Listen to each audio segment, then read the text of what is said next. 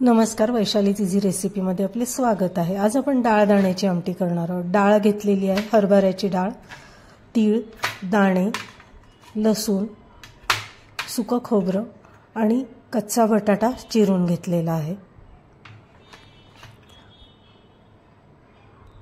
2 tablespoon तेल घेतलेलं आहे। त्याच्यावर आता हे सगळे जिन्नस आपण वेगवेगळे परतून घेणार आहोत। पहिल्यांदा शेंगादाणे परतून घेणार आहोत। शेंगादाणे एकदम लालसर रंगावर परतून घ्यायचे। जेवढे आपण हे जिन्नस छान परतू तेवढं आमटीला टेस्ट छान येते। रंग बदललेला आहे दाण्याचा, आपण काढून घेतोय। आता हरभऱ्याची डाळ घेतलेली आहे।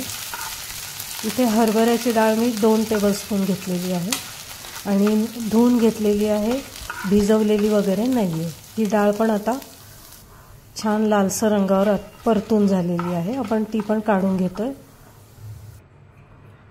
त्याच्यानंतर सुकं खोबरं घेतलेलं आहे, 1 टेबलस्पून तीळ घेतलेले आहे, 8 ते 10 लसणाच्या पाकळ्या, 2-3 लवंग आणि 2-3 काळी मिरी, हे पण खमंग परतून घेतलेलं आहे।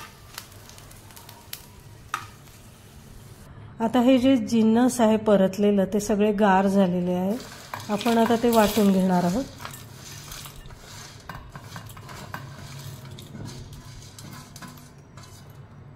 पाणी घालून आपल्याला एकदम बारीक वाटून घ्यायचं आहे।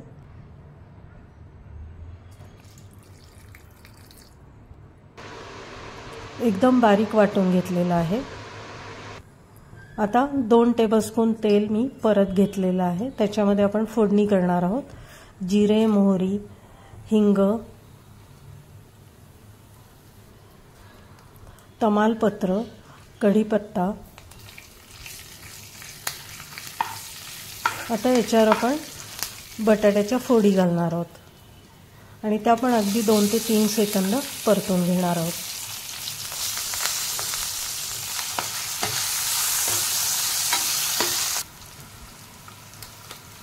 आता आपण जे डाळ दाण्याचं वाटण केलंय ते घालणार आहोत आणि हे वाटण देखील 2 ते 3 सेकंद आपण परतून घेणार आहोत।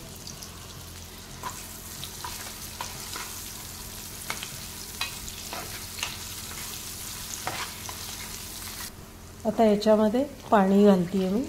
आपल्याला पाणी आपण आपल्या आवडीनुसार घालू शकतो। आमटी जर घट्ट पातळ कशी हवी आहे त्या प्रमाणात पाणी घालायचं।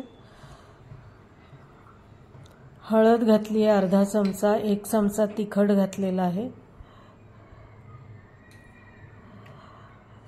1 चमचा गोडा मसाला घातलेला आहे, चवीनुसार मीठ घातलेलं आहे। आता ही आमटी आपण छान उकळवून घ्यायची आहे, बटाटे पण त्यातले शिजले पाहिजे।